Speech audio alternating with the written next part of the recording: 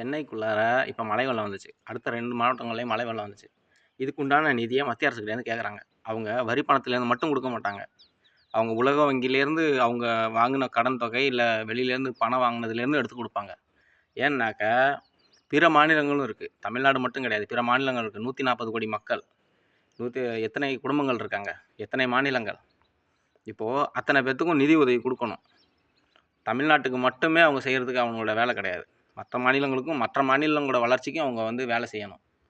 அதுதான் அதாவது கிடைக்கிற நிதிய வந்துட்டு ஒதுக்கி குடுக்குறவரு ஜனாதிபதி.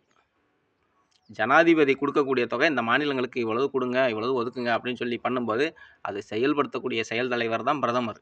அப்படி இருக்கும்போது, பிரதமர் வந்து நாட்ட கெடுத்துட்டாரு அப்படின்னு சொல்றது வந்து, மக்களை ஏமாற்றுகின்ற ஒரு செய்தி.